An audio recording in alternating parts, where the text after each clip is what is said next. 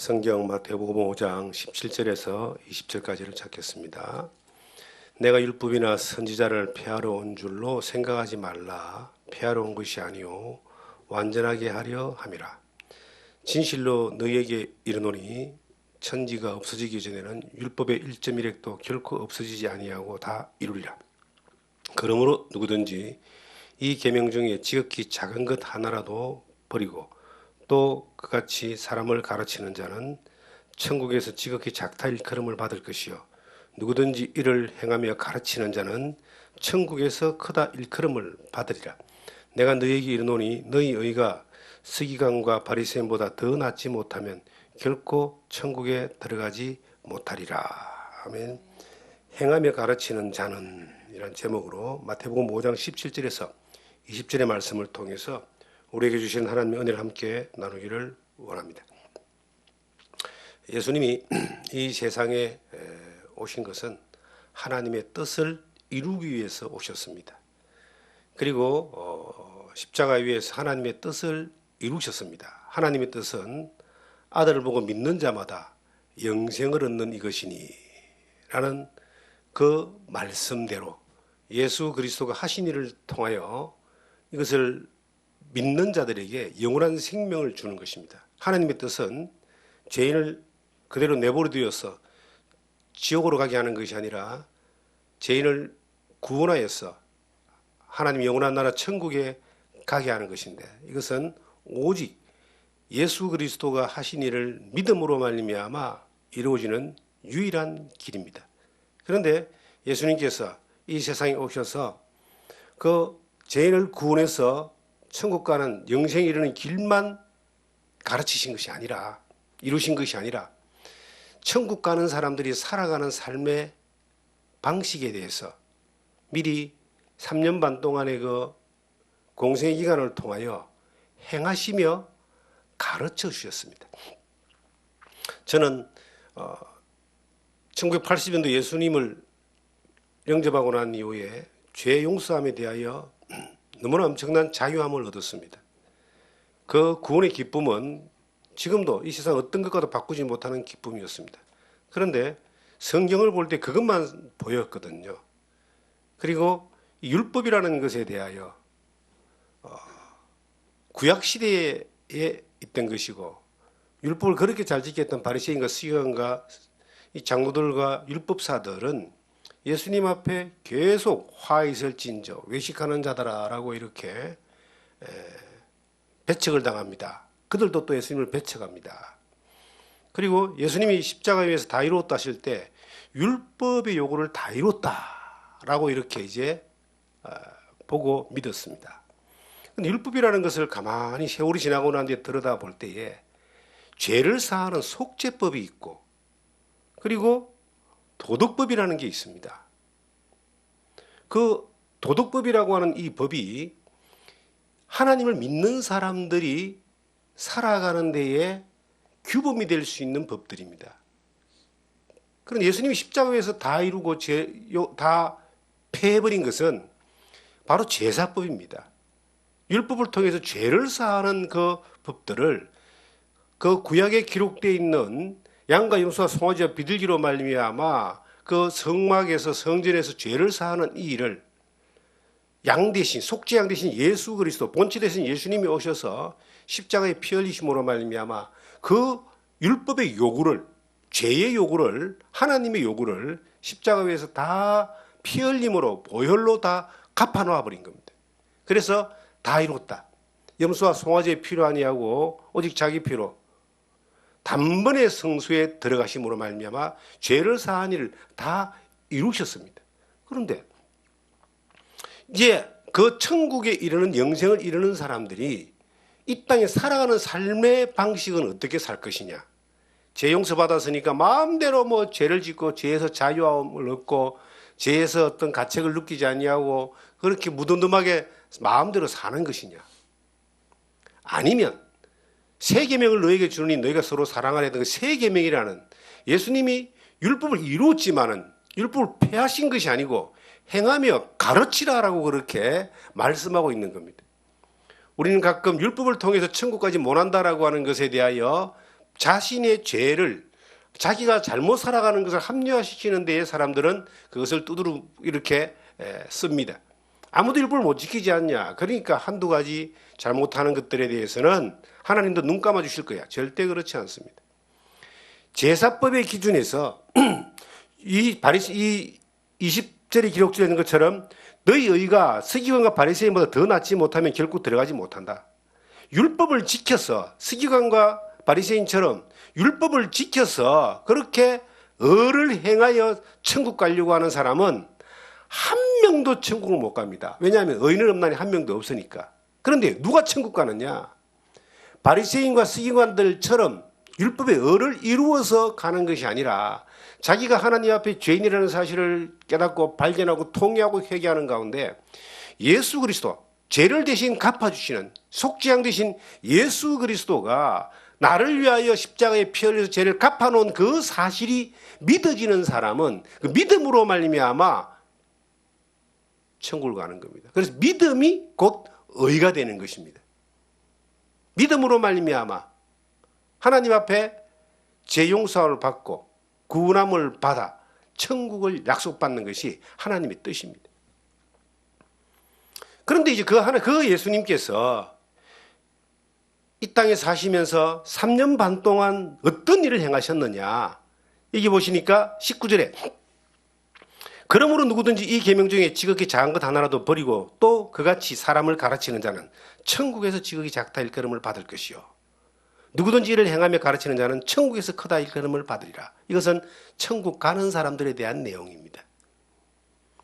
예수 그리스도로 말미암아 죄 용서받고 구원받아 영생을 얻은 사람에 대한 내용이에요.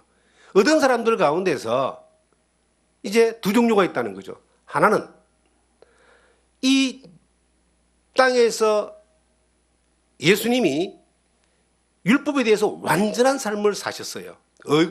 예수님은 죄가 없으시다 그러잖아요. 율법의 기준에서도 죄가 없고 원죄의 기준에서도 하나님이시니까 죄가 없고 죄 없는 분 그리고 율법에서 완전한 삶을 사신 분이 예수님입니다. 근데 그 예수님이 예수를 믿는 사람들에게 천국 가는 사람들에게 뭐라고 말씀했냐면 나처럼 행하고 가르쳐라 이 말이에요. 예수 믿는 사람들이 뭡니까? 예수님을 믿고 구원받은 사람들로 끝나는 게 아니에요. 예수님을 믿고 따라가는 사람, 예수님을 믿고 닮아가는 사람, 예수님을 믿어서 예수님처럼 되는 사람, 이게 예수 믿는 사람이에요. 예수님이 어떻게 이 세상을 사셨느냐 하면은 율법이라고 하는 이 법, 그 위에 새 계명이라고 주님이 말씀하신 그 법 또한 율법을 무시한 법이 아니라 피한 것이 아니라 율법을 세우고 그 위에 사랑이라고 하는 예수님의 십자가의 피 흘림의 은혜로 말미암아 이루어진 놀라운 그 새 계명을 그냥 더 씌워준 겁니다. 그래서 예수 믿는 사람들이 이 땅에 살면서 살아야 될 그 삶에 행하는 기준이 구약에 기록되어 있는 율법이라고 하는 이거 제사법이 아닌 율법이라는 도덕법. 예수 믿는 사람들이 율법을 무시해버리면 그럼 우상을 섬겨야 됩니까? 귀신을 섬겨야 됩니까? 아니라는 거예요. 간음하지 말고 도둑질하지 말고 거짓말하지 말고 탐하지 말고 마음대로 해도 됩니까? 아니라는 거예요. 그걸 다 하고 그리고 새 계명이라는 예수 그리스도의 생명의 복음을 그 은혜 가운데 누리는 영생과 이 복음을 전하는 또 주님의 모습을 닮아가는 그 새 계명을 더 씌우는 겁니다.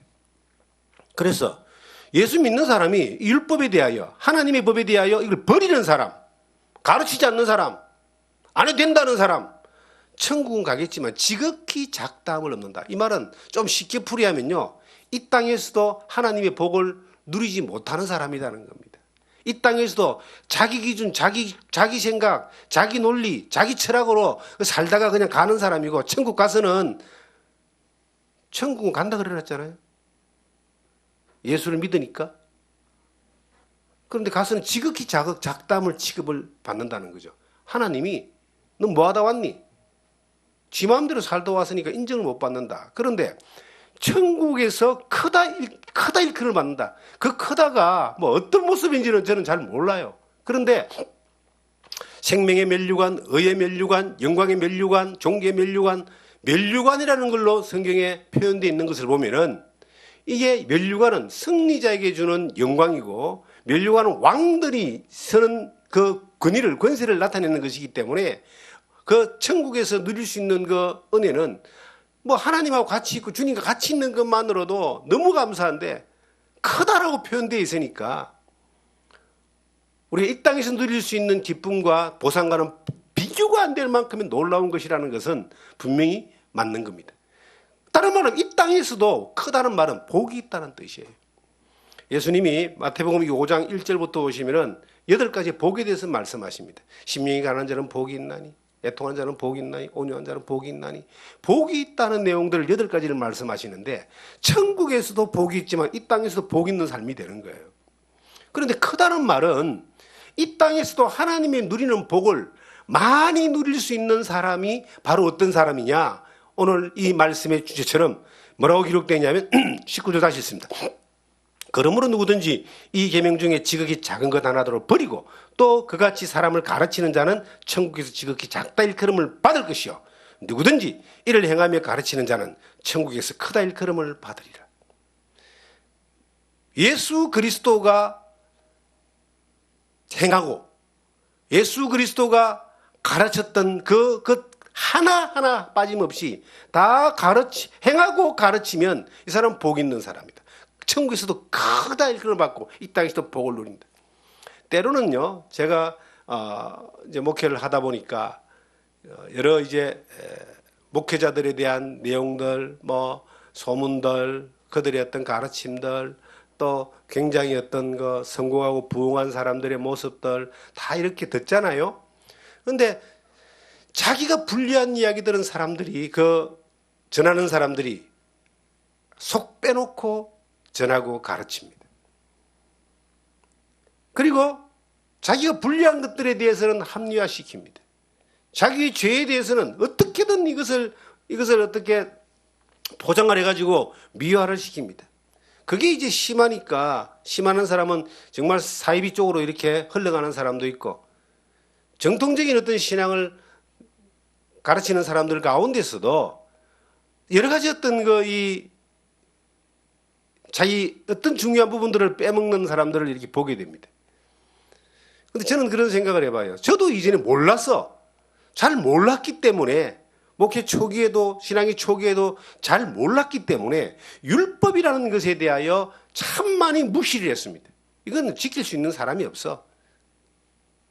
지키려고 애쓰는 것 자체가 이거는 안 맞는 거야. 그냥 은혜 가운데 기쁨으로 믿음으로 살면 돼. 어쩔 수 없는 거지. 이렇게 이제 편안하게 생각하고 율법을 지켜서 천국 못 가는 사람 한 사람도 없습니다. 그런데 예수 그리스도로 말하면 율법을 완전히 이루신 예수 그리스도를 믿음으로 말미암아 천국 가는 사람들은 율법이라는 것을 무시하면 안 돼요. 이 가운데는 하나라도 가르치지 않는 사람, 빼먹는 사람, 그리고 행하지 않는 사람, 천국에 가면은 지극히 작다, 먼지 같은 어떤 존재가 되어버릴지도 모릅니다. 예수 믿는 악한 사람이 될 수 있는 거예요. 예수 믿는 악인이 우리 주변에 얼마나 많이 있는 줄 아세요? 예수 믿는 악인. 천국은 가는데 이 땅에서 예수님의 말씀을 믿고 따르지 않고 행하지 않는 사람, 또 가르치지 않는 사람.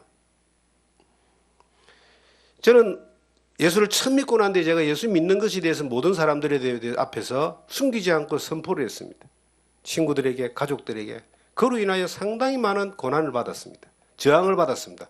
그런데 그렇기 때문에 내 주변에 있는 사람들에게 복음을 전할 수 있었고 전해졌고 가족들이 구원을 받았습니다. 예수를 믿게 됐습니다. 저는 목사가 되고 난 뒤에도 뭐가 목사라고 하는 것에 대해서 한 번도 어느 자리에 가든지 부끄러워하거나 숨긴 적이 없습니다. 왜냐하면 그것이 곧 등대고 빛이고 소금이고 향기이기 때문에 그렇게 오픈을 시키고 항상 그렇게 소개를 하고 어떤 자리든 간에 한 번도 숨겨본 적이 없습니다. 그것은 뭐냐면은 행동에 대하여 예수를 믿는 사람의 행동으로서 책을 잡히지 않고 삶으로서 전도를 하고 빛을 나타내는 그러한 삶으로 살기를 원했기 때문에 그렇게 했습니다. 그런데 제가 아주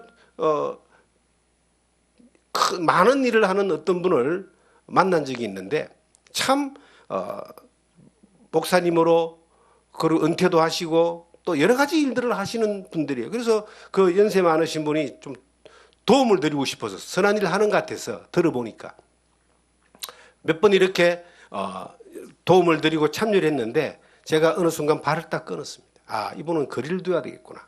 왜냐? 어느 모임에 이제 어느 그분이 주관하는 모임에 가서 같이 제 아내랑 같이 갔는데 가서 이제 거기서 초대를 받아서 가서 어떤 역할을 이렇게 이제 하는데 신앙적인 모임은 아니었습니다. 세상 사람들이 모여서 좀 건전한 어떤 일들을 하는 독서 중심의 어떤 그런 모임이었는데 저를 소개하는데 저를 뭐 이름을 대고 사장님이라고 소개를 하는 거 나는 사업도 안 하는데 왜 사장님이라고 소개하는 거 의아해했습니다. 그래서 제가 마치고 나는데 물어본 거예요. 왜 저를 사장님이라고 소개를 했습니까? 저는 목사인데 난 어디 가나 이런 소개를 한 적이 없습니다. 했더니 아, 이게 안 믿는 사람들이 있으니까 안 믿는 사람들하고 같이 모임을 하기 위해서는 신분을 이렇게 사장으로 하는 것이 부드럽다길래 아, 그렇습니까? 저는 그렇게 생각하지 않습니다. 안 믿는 사람이 모이기 때문에 저는 도리어 목사라고 소개를 해야 된다고 저는 그렇게 봅니다.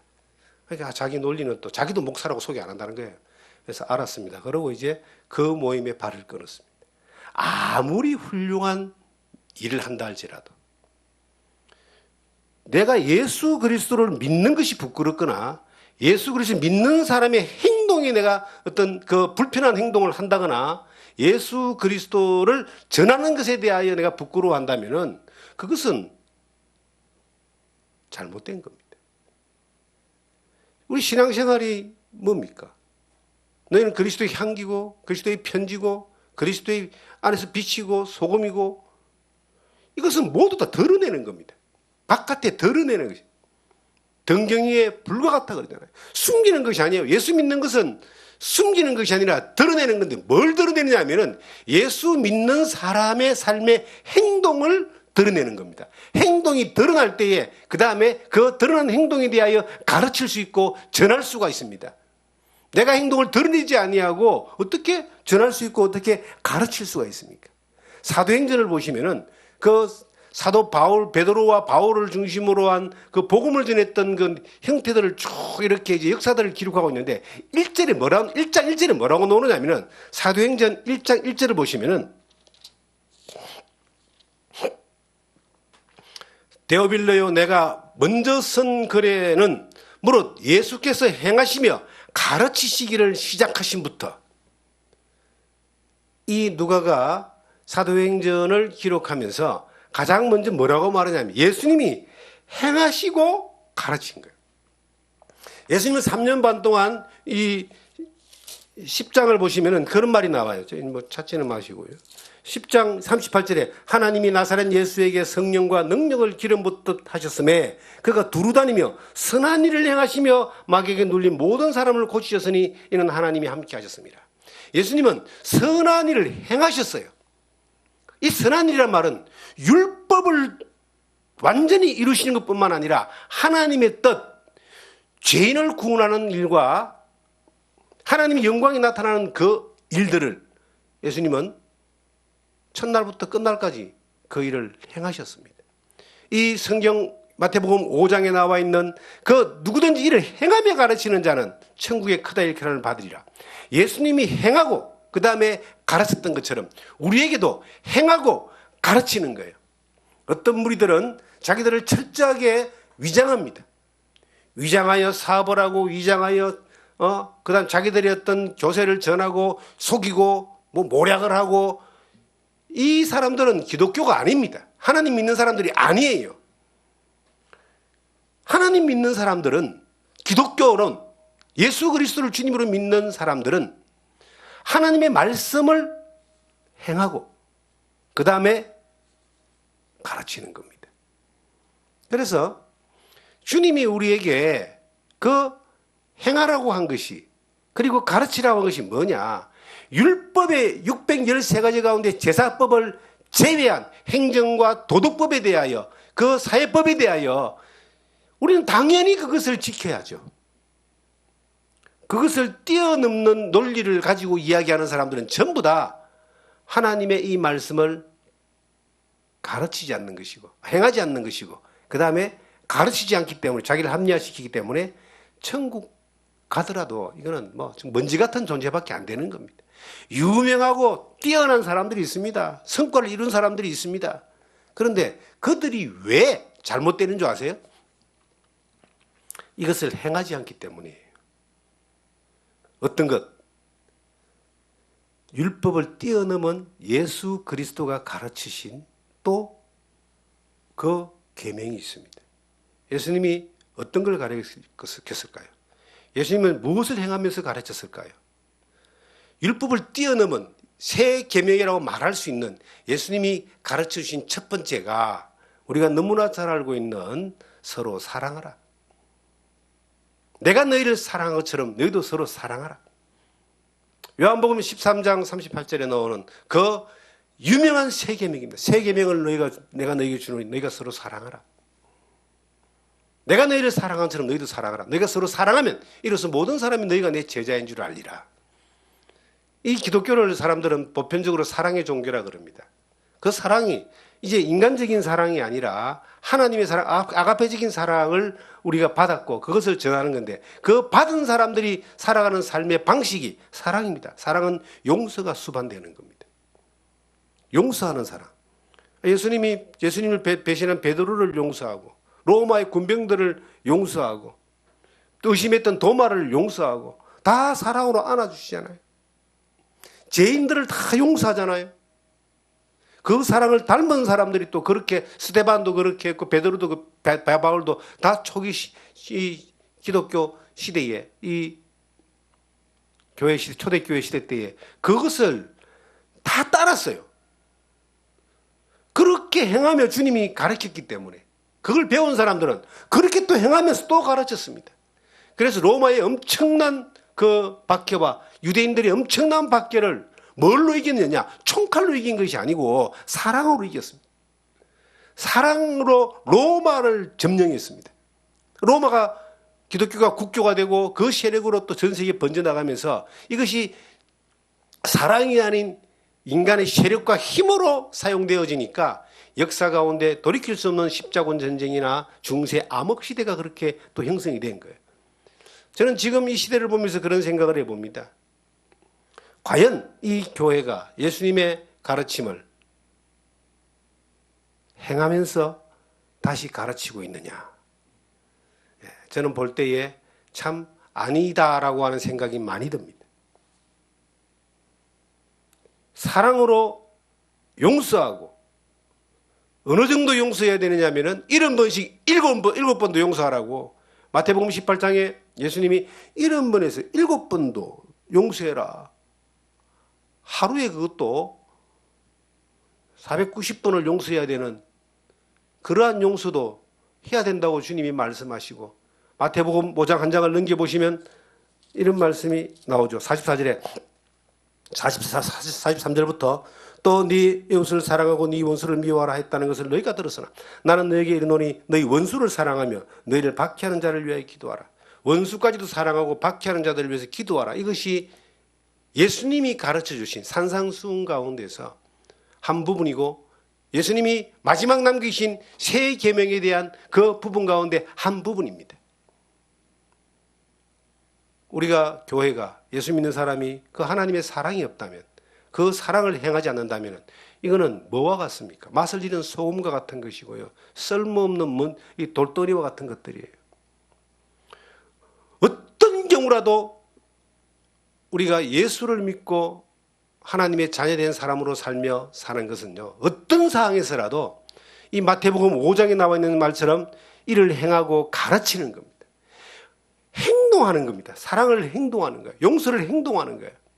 인간의 성품으로 나를 미워하는 사람을 어떻게 사랑할 수 있고 나를 박해하고 핍박하는 사람을 어떻게 용서할 수 있고 그를 위해서 어떻게 기도할 수 있습니까?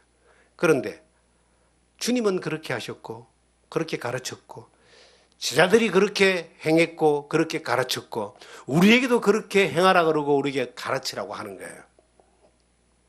그런데요. 항상 사람이 자기 힘으로 세력이 생기고 힘이 생기면 그렇게 하지 않습니다. 자기의 권력으로, 자기 힘으로, 자기 세력으로 뭔가를 이루어 보려고 하고 해결하려고 합니다. 거기에서 뭐가 오느냐? 거기에서 사탄의 역사가 충만하게 역사하는 거예요. 사탄은 뭐라고 하는 줄 아세요? 그러지 마, 원수를 갚아. 네 힘으로 그냥 점령해. 박살내버리고 이겨버려. 혈기가 왕성할 때 사탄은 그걸 부추깁니다. 근데 힘이 정말로 힘이 없어가 아니라 주님을 믿고 하나님을 믿음으로 말미암아 우리는 어떤 길을 가야 되느냐? 행하고 가르치는 것, 사랑을 행하고 용서를 행하는 길을 선택해야 됩니다. 손해보는 것 같죠? 인생은 참 짧습니다, 여러분. 인생 금방 지나가 버립니다. 금방 지나가는데 어느 날 주님 앞에 서게 되는데 영원한 생명 가운데 영원한 그 세계의 평가가, 하나님의 그 평가가, 주님의 평가가 지극히 크다는 평가를 받을 수 있는 착하고 충성된 종아 하면서 칭찬받을 수 있는, 악하고 게으른 종아라고 책망받을 수 있는 그 기준이 어디에 있냐는 겁니다. 기준이 그게 값어봐 하는 게 아니에요. 하나님의 말씀, 이 주님의 이 말씀이 기준입니다. 그리고 그 말씀의 기준 따라서 가봐서만 아는 것이 아니라 이 땅에서도 아는 거예요. 이 땅에서 누릴 수 있는 것들이 지극히 짧습니다. 참 놀라운 거는 인생이 너무 짧다는 거예요. 더 놀라운 거는 영생은 너무 길다는 거예요. 끝도 없으니까. 우리 이 땅에 살면서 영원한 하나님의 나라를 향해서 나아가는 순례자와 같은 겁니다. 잘 가야죠. 저는 언젠가 시간이 되면은 그 사람들이 많이 가는 그 세계적인 유명한 그 순례길이라는 게 산티아고라는 그 길이 있습니다. 그게 이제 그 제자들이 걸었던 그 전도의 여정의 길이라는데 아름답다 그래요, 자연이. 그리고 가보고 싶은 마음이 있어요. 막 며칠을 걸어야 된다 그래. 근데 한번 그런 자연도 한번 접해보고 싶은 마음이 있어요. 근데 순례자들은요, 어느 이제 그 방송을 봤는데 처음에 갈 때는 짐이 많대요. 오만 짐들을 다 챙겨간대요. 근데 갈수록 짐이 줄어든다는 거예요. 버리고. 긴 여정을 가가지고는 이제 짐을 다 버려버리고 몸만 아주 그냥 간단하게 간다는, 무거운 짐이 필요한 것 같지만 필요 없다는 거죠. 카드 하나 들고 다니면은 다 해결된다는 뭐 그런 말도 있고. 신앙생활도 저는 그렇게 봐요. 우리는 많은 것들을 가지고 많은 것들 이루려고 하지만은 사실은 하나님이 수고하고 무거운 짐진자들아 다 내게로 오라, 내게로 쉬게 하리라. 영혼의 심, 죄에 대한 심뿐만 아니라 우리 인생에 대해서도 하나님은 힘을 주시는 거예요. 그 심 안에 그냥 가다 보면은 내 짐을 다 하나하나 따라가다 보면 내 짐을 하나하나 버려주게 되는 거예요. 나의 그 울분과 나의 분노와 나를 핍박하는 사람에 대한 나를 공격했던 사람들에 대한 그 마음들도 가다 보면, 주님을 따라가다 보면은요, 이게 버려지게 돼가 있어요. 천국 갈 때는 다 빈손으로 가잖아요. 주님 앞에 살아왔던 삶에 대한, 시간에 대한 그 기록은 주님이 다 가지고 있지만, 그걸 평가하지만 내가 이 땅에서 필요하다는 그 짐들은 다 내려놓습니다. 요즘 사람들이 가장 관심이 가지는 게 금이에요. 금값이 뭐 한 돈에 60만 원까지 간다는 이야기가 지금 있잖아요. 벌써 5년 전에 30만 원을 했는데 배로 뛰었어요. 사람들이 막 금 사려고 난립니다. 금을 갖다가 몇 덩이 가지고 있어도, 뭐 집채만큼 가지고 있어도 갈 때는 다 놔주고 가잖아요. 주님 앞에서 어떤 평가를 받을 것인가? 내가 하나님을 위해서 뭔가를 많이 했다는 것에 대해서 평가는 지극히 작을 거예요. 그런데 주님의 말씀을 따라서 행하고 가르쳤던, 내가 사랑하고 또 사랑을 가르쳤던, 용서하고 용서를 가르쳤던, 몸으로 보여줬던 것들에 대해서는 이 땅에서도 어떤 역사가 있습니다. 보상이 있습니다. 주님 앞에 갔을 때도 또 보상이 있습니다. 그래서 시간이 가면 갈수록 주님을 따라가면요, 짐이 가벼워져요. 막 짐을 자꾸 정리하게 돼 있는 거예요. 두 번째가 뭡니까? 아까 잠깐 말씀드렸습니다. 마태복음 11장 28절에 우리가 너무나 잘 아는 말씀 바로 뒤에 보면 나오죠. 11장 28절에 수고하고 무거운 짐진 자들아 다 내게로 오라. 내가 너를 쉬게 하리라 그러잖아요. 나는 마음이 온유하고 겸손하니 나의 멍에를 메고 내게 배우라. 그리하면 너희 마음이 쉼을 얻으리라. 마음이 온유하고 겸손하다. 뭘 배우냐? 주님의 온유와 겸손을 배우라는 거죠. 우리는 이 땅에서 배우고 행해야 될 두 번째가 율법이라는 하나님의 말씀의 기본적인 바탕을 넘어서 주님의 세 계명이라는 사랑이라는 그 사랑과 용서라는 것들을 잊고 거기에서 걸어가야 될 걸음이 뭐냐? 온유와 겸손입니다. 사람이 겸손하기는 참 힘들어요. 제가 봐도 저는 절대 겸손한 사람이 못 됩니다. 세상 사람들에게도 만만하게 안 보이려고 그렇게 삽니다. 가볍게 안 보이려고 행동합니다. 그리고 교만하게 안 보이려고 참 조심합니다. 그런데 저는 저를 보니까요. 주님을 40몇 년, 45년 따랐지만은 아직도 욕심 덩어리고, 아직도 교만 덩어리고, 아직도 자만하고, 아직도 자존심이 센 저를 보는 거예요. 그것이 드러나지 않는 것 뿐이지 제가 저를 알잖아요. 인간은 스스로 겸손하고 온유할 수 있는 그러한 존재가 못 돼요. 기회만 되면 튀어오르는 게 교만인 거예요. 이 사탄이 준 최고의 그 작품이 교만이잖아요. 하나님처럼 되려고 했다가 천사가 마귀가 되고요. 하나님 없이 살려고 하다 보니까 예수 믿는 사람이 자기 믿는 사람이 되는 겁니다. 하나님 영광을 돌리던 사람이 자기 영광을 위해 사는 사람이 되는 게 한순간에 뒤집어지는 게 그게 어디서 오느냐 하면은 교만이거든요. 패망의 지름길이라는 그 교만이 항상 올라오는데 우리가 뭘 행하고 뭘 배우고 뭘 행하고 뭘 가르쳐야 되느냐? 온유와 겸손입니다. 근데 겸손이라고 하는 게 저는 저를 보니까요. 젊은 날에는 겸손을 할 수가 없어요. 안 되더라고 저는. 그냥 뭐 내가 잘할 수 있고 잘했고 잘하고 있고 뭐 남하고 비교하기 싫고 그냥 내가 가는 길을 그냥 마이웨이 간다. 그러니까 교만하고 고집 세고 뭐 자만하고 지잘난 맛에 젊은 날의 시간들을 살아왔는데 너무나 감사한 것이 있어요. 하나님이 가만히 내버리지 않더라는 겁니다. 길목마다 모퉁이마다 하나님이 다리를 걸어가 태클을 해가지고 넘어뜨리고 잡아뜨리고 밟아버리고 뒹굴고 그냥 그런 시간을 겪다 보니까요. 하나님이 점점 더 두려워지는 거예요. 이 두렵다는 말은 경외해지는 겁니다. 하나님 앞에 있다는 것들이 점점 경험되다 보니까 하나님 앞에 겸손하지 않을래야 않을 수 없도록 만들어버리더라니까요. 성품도 온유하지 않으면 안 되도록 만들어버리더라니까요. 내 성질대로 성격대로 살면은 잠깐은 편하지만은 그 이후에 일어나는 그 파급 효과들은요 너무나 많은 거예요. 그 온유를 성격대로 살지 않고 온유할 수 있고 참을 수 있는 환경들을 만들어 주시더라니까. 그래서 너무 감사해요. 저는 하나님 골목마다 길목마다 모퉁이마다 저를 발을 걸어서 넘어뜨려 주셔서 감사합니다. 때로는 엎어놓고 그냥 구덩이에 빠뜨려 놓고 밟아주셔서 감사합니다. 만약에 하나님이 그렇게 걸려서 넘어지게 안 하시고 구덩이에 빠져서 밟아버리지 않았다면은 저는 어떻게 됐을 거라 생각을 해보면 아찔한 거예요. 겸손과 온유로 방향으로 절대 갈 수 없습니다.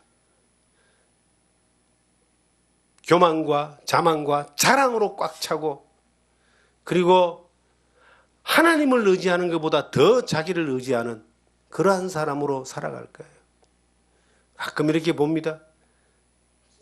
우리가 외형적으로 성공했다는 그 사이즈를 가지고 있는 위대하고 놀라운 사람들이 이렇게 가끔 이렇게 보이잖아요. 그들의 말과 그들의 행동과 그들의 어떤 그 모션 이런 데서 보여지는 것들이 있어요. 교만함, 거만함, 자신감, 자기 자랑. 그럴 때 하나님 감사합니다. 제가 정말 이 땅에서 성공하지 못해서 감사합니다. 저렇게 크지 못해서 감사합니다. 저렇게 사람들이 바라볼 정도로 어떤 높은 자리에 있지 않아서 감사합니다. 그렇게 있었다면 나는 저들보다 더 거만하고 교만하고 더 주님과 상관없이 마이 웨이, 나를 따르라, 내 길을 따르라, 내가 옳다, 그렇게 가지 않았겠는가. 정말 그런 사람들이 참 많습니다. 그런데 그렇지 않은 사람도 또 많이 있죠. 그런데 무엇보다 저가 주님이 그러잖아요. 뭐라고 했습니까? 나는 마음이 온유하고 겸손하니 나의 멍에를 메고 내게 배우라 그러잖아요. 주님의 온유와 겸손을 배우는 것이 이 땅의 삶의 모든 여정인 것 같아요. 살아가는 모든 순간 하나님은 온유와 겸손을 배우게 하는 겁니다. 온유와 겸손은요, 배운다는 것은요, 그냥 글자로 배우는 게 아닙니다. 삶을 통해서 터득하는 거예요. 그러면 하나님이 주님이 우리를 삶을 통해서 터득하기 위해서 무엇을 알게 하셔요? 하나님을 경외하는 것들을 배우게 하고, 하나님 앞에 두려워하는 것들을 배우게 하고, 하나님 앞에 조심스럽게 걸어가는 걸 배우게 하고, 하나님은 정말 실수하지 않으시는 그 하나님은 우리를 놓지 않습니다. 그래서 하나님 손에 붙들려 가지고 하나님 앞에 발목 잡혀 가지고 지금까지 45년 왔는데 너무 감사한 거예요. 그러면서 온유와 겸손을 배운대. 우리가 평생을 주님 앞에 가는 그날까지 배워져야 될 한 가지가 온유와 겸손입니다. 모세가 온유했다 그러잖아요. 주님이 온유하셨어요. 제자들이 성격이 베드로가 불같고 칼을 쓸 정도로 이 요한과 야고보는 우레와 같다 그러잖아요. 근데 그들이 주님 안에서 주님을 따르다 보니까 주님 앞에 어떤 사람이 되었느냐? 그들은 온유한 사람, 겸손한 사람은 사랑의 사람이 되었습니다. 베드로 전후서, 베드로를 통해서 기록된 하나님 말씀 베드로 전후서에 베드로에 뭐가 기록된? 간증들이 나오는 거예요. 뭐가요? 온유한 베드로가 나오는 겁니다. 그 요한복음과 요한 1, 2, 3, 4 요한의 그 통해서 기록된 말씀을 보면 그 사랑이 나오는 겁니다. 온유가 나오는 겁니다. 겸손이 나오는 거예요. 오직 하나님께만 영광을 돌리고 하나님 앞에서 겸손하고 온유하게 나아가는 그들의 모습들이 성경에 나와 있잖아요. 그들의 삶을 통해서 나와 있잖아요. 그것을 그들은 행했고 그것을 그들을 가르쳤잖아요. 성경에 삶을 통해서. 우리도 마찬가지입니다. 우리가 행하고 가르치는 거예요. 행하지 않는 것들이 어떻게 가르침에 효과가 있습니까?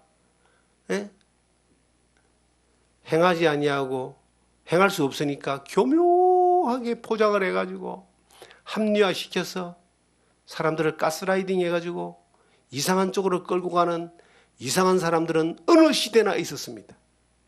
자기를 따르게 하고 자기를 쫓게 하는 사람들이 예수님 당시에도 있었고 그 이후에 2000년 교회 역사 가운데 아마 한순간도 없었던 적이 없었을 거예요. 우리가 그런 존재가 아니라 이 땅에서도 크다 일컬음을 받을 수 있는 어떤 하나님이 주시는 복을 많이 누릴 수 있는 천국에서도 크다 일컬음을 받을 수 있는 삶의 방향이 뭐냐? 우리는 온유와 겸손을 두려워하면 안 된다는 겁니다. 우리가 내가 변화되는 것들을 두려워할 필요가 없습니다.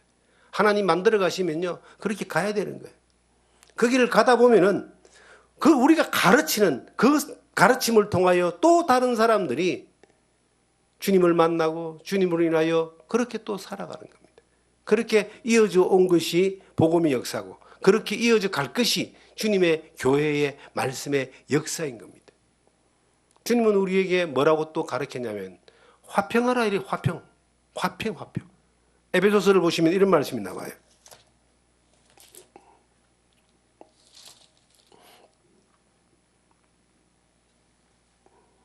에베소서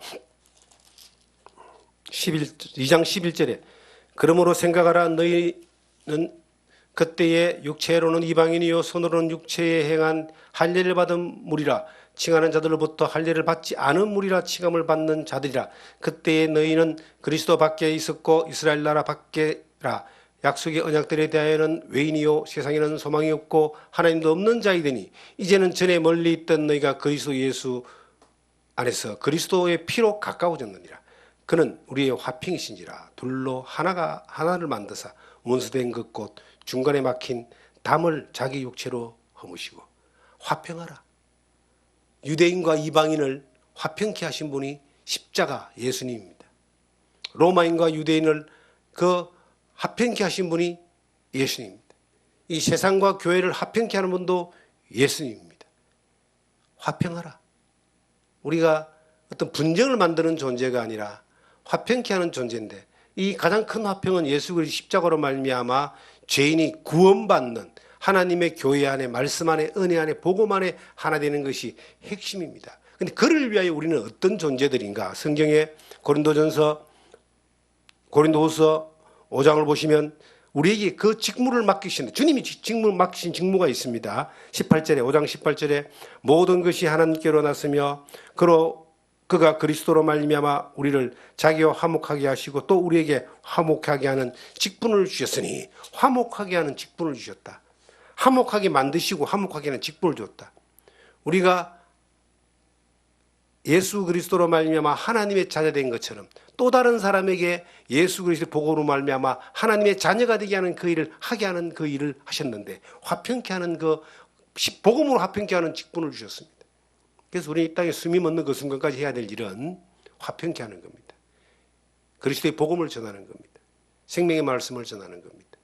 우리는 그러한 주님이 우리에게 행하라고 말한 것들에 대하여, 말씀하신 것에 대하여 우리가 당연히 행하고 가르치는 사람이 되어야 되고, 그리고 그로 인하여 하나님께 영광 돌리는 사람이 되어야 됩니다. 우리 모두가 그런 삶으로 삶의 방향을 잡아서 가는 여러분과 제가 되기를 주님의 이름으로 부탁드립니다.